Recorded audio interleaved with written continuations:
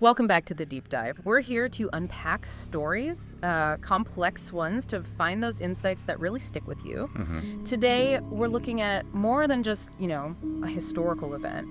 We're digging into a crime that really changed how we understand the human mind, especially under, extreme pressure. Absolutely. Our focus is Stockholm, Sweden. Picture it.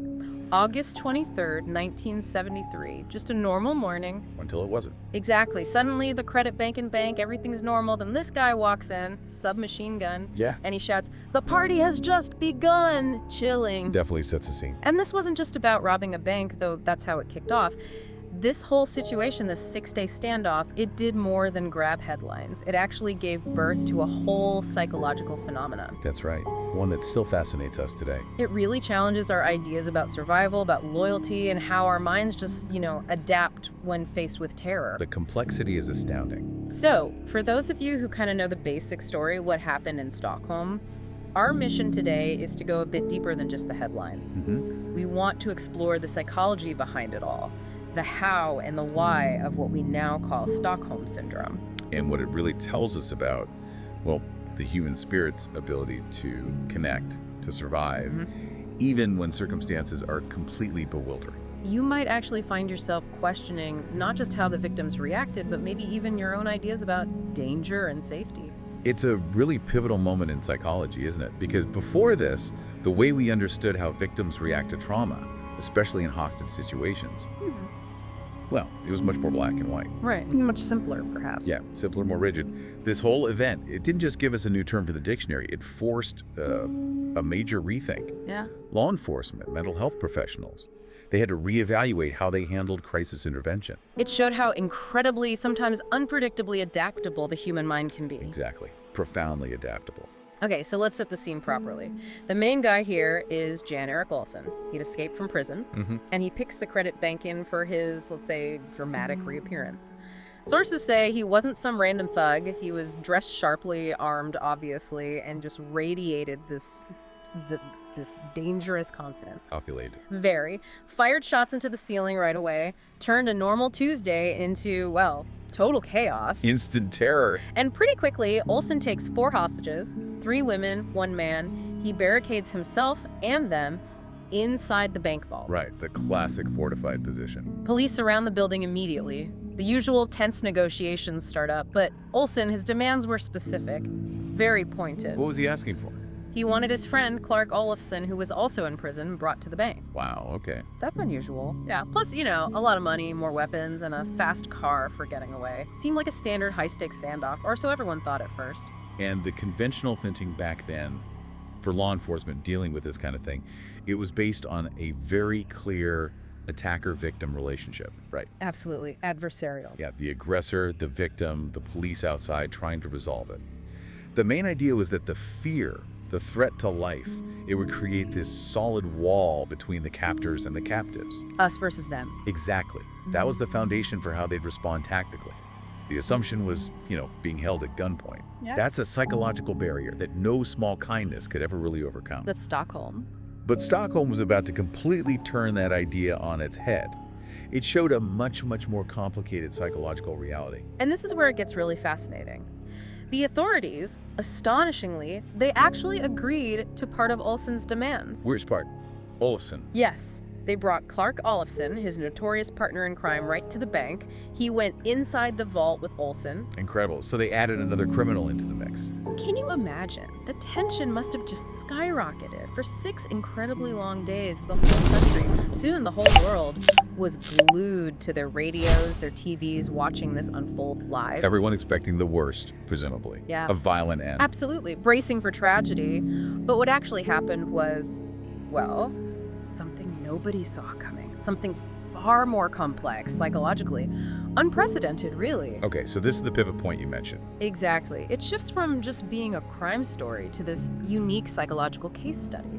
Because instead of fear and hatred deepening between hostages and captors, something else started happening. The hostages began to develop this strange, deep bond with Olsson and Olofsson. Which seems completely counterintuitive. Totally unthinkable, right? Sources stress the hostages were definitely terrified, no question about that. But Olsson and Olofsson started doing things, small things, perceived as kindnesses. Okay, like what sort of things? Well, things like Olsen giving one woman his jacket when she was cold, providing blankets, letting them make phone calls to their families. Wow, that contact with the outside must have been huge. Huge. And just offering reassurances, saying they wouldn't be harmed. In that extreme situation, life or death, these small acts weren't just gestures, they felt like lifelines. Little moments of comfort amidst the terror. Right, tiny anchors in a storm. And there are these key moments that really show how strong this weird bond became. Just astonishing moments. Such as? Okay, so by day 3, the police are threatening to storm the vault. And one of the hostages, Elizabeth Oldgren, she starts actively begging the police not to hurt the gunman. Begging them not to hurt her captors. Yes, screaming at the police, apparently. Pleading, let them leave with her because she was terrified a police raid would get them all killed. That's hard to process. Yeah. Pleading for the safety of the people holding you captive. Over the police who were there to rescue you. And then another hostage, Kristen Enmark, she famously told investigators later that she trusted the criminals more than the police outside. Trust the criminals more. Said she was scared of what the police might do, their aggressive tactics. I mean, this wasn't just odd. It fundamentally challenged everything we thought we knew about how people react under that kind of intense pressure. It's absolutely fascinating from a psychological perspective. What started happening there, we now understand it better. It's about survival mechanisms kicking in. Okay. When you're thrown into a situation like that, extreme danger, zero control, your entire focus shifts to just surviving. That's the primal drive. Makes sense. So if there's no other source of safety or hope you can see, even tiny acts of, well, perceived humanity or kindness from the person holding the gun, your mind can latch onto those. It gets catastrophically reframed. Catastrophically reframed. Yeah, the terror is still there, obviously. Yeah. But those small positive gestures, they create this powerful clash in your head. Cognitive dissonance, we call it. Right, trying to hold two opposite ideas at once. Exactly. This person is my captor, they're a threat, but also, this person is giving me a blanket, letting me call my family. They control whether I live or die right now. That sounds incredibly stressful mentally. It's intensely conflicting. The captors become both the danger source and somehow, paradoxically, the only perceived source of any comfort or hope. It's not a conscious choice to like them. It's a deep, often unconscious adaptation. A survival strategy. Absolutely. The mind does incredible things to survive. It can twist perceptions of reality, blurring that line between friend and foe, just to find any path it thinks leads to safety. Yeah. It really challenges our idea of a rational response in extreme danger. Okay, so after 6 incredibly long days, Right. how did it finally end? Well, the police eventually had to take action. They drilled a hole into the vault, Right. used tear gas, overpowered Olsen and Olafson, and got the hostages out. And the hostages were physically okay. Physically unharmed, yes, Yeah. but described as, emotionally shaken, which is completely understandable. Of course. But the really strange behavior, those complex bonds, they didn't just vanish when the hostages were rescued. If anything, they seemed to get stronger. Really? Oh, After they were safe? yeah, that's what baffled everyone even more. In the immediate aftermath, the hostages made this choice. They refused to testify against Olsen and Olsen. Refused to testify. Some even defended them publicly, expressed empathy for them. It just flew in the face of the expected victim narrative. People couldn't make sense of it. I can imagine the confusion.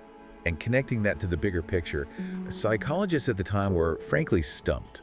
This just didn't fit any existing theories about trauma response. No framework for it. None. How could people who'd been through that, the terror, the confinement, the constant threat, develop these deep, almost protective feelings for their captors? It defied logic. So that struggle led to the name. Exactly. That struggle to understand, to categorize this bizarre reaction, eventually led psychologists to coin the term Stockholm Syndrome. And the definition basically is? At its core, it describes the psychological response, where victims develop sympathy, empathy, maybe even emotional attachment toward their captors. It's generally seen not as a conscious choice, but as a complex, maybe unconscious survival mechanism.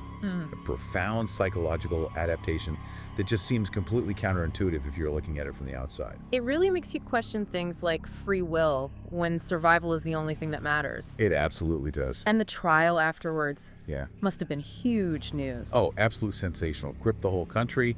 Olsen was convicted. Though, interestingly, he later claimed he never actually intended to hurt the hostages. Tried to soften his image a bit. But here's maybe the most astonishing part, highlighting how deep those bonds went. Clark Olofsson, the accomplice, he was eventually released after appeals. Okay. And he actually stayed friends with some of the hostages for years afterwards. Friends, after all that. Yeah. It just shows how incredibly complex and lasting those unexpected connections became long after they left that bank vault. Wow. So stepping back, what does this all really mean? Beyond just being a dramatic crime story from the 70s, Right. this wasn't just another robbery. It became famous not really for the crime itself, but because it turned into this landmark psychological case study. It fundamentally changed how we look at human behavior under extreme stress. Its impact went way beyond that bank vault. It reshaped whole fields. So what's the big takeaway then? What does it tell us about, us, humans? Well, I think it definitively proved that when things get really dark, really dangerous, our minds can react in ways nobody expects, often driven by that absolute primal need to survive. Right. It showed how incredibly adaptable our psychological defenses are. And maybe the uncomfortable part is realizing that when we feel we have no control, we might look for comfort or even a sense of identity with the very source of a distress. That's a heavy thought. It is. And that understanding has had a huge influence, not just in psychology, how we study trauma, attachment, control, but critically, it changed how law enforcement approaches hostage situations. How so? It shifted the focus, not just tactics and force, but understanding the psychology at play, realizing that communication, empathy, managing the emotional climate inside, that could be just as vital as breaking down the door. That makes a lot of sense. And for you listening to this, it's worth thinking about how these ideas might apply outside of, thankfully rare extreme situations like a bank heist. Most of us won't face that.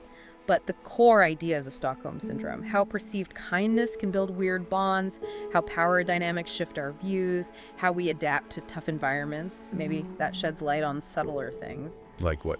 Well, maybe how we deal with authority figures, difficult jobs, maybe even controlling relationships, or just how we react internally when things feel overwhelming or out of our control. It makes you realize our minds are maybe more fluid than we think. Constantly adapting. Yeah. So we've walked through those 6 intense, really confusing days in that Stockholm bank vault. An ordeal that showed us something profound, unexpected, and maybe unsettling about the human spirit. That ability to form bonds, even with captors. It's a paradox, isn't it? Still challenges how we think about fear, survival, and just human connection in all its twisted forms. It really does. I think the story of Stockholm Syndrome shows us that the line between surviving and submitting, or even between being terrified and feeling this strange loyalty, can be incredibly thin, maybe much more complex than we usually admit. Yeah. It pushes us to think about that deep human need for connection, for any feeling of predictability or control, even if we find it in the most disturbing, coercive places. So it leaves us with a final thought, maybe. What does this story really tell us about our drive to find common ground, even with our adversaries? And how much more flexible, more adaptive might our own ideas about danger and safety actually be? Definitely food for thought. Thanks for joining us on this deep dive into one of psychology's most fascinating and honestly unsettling mysteries.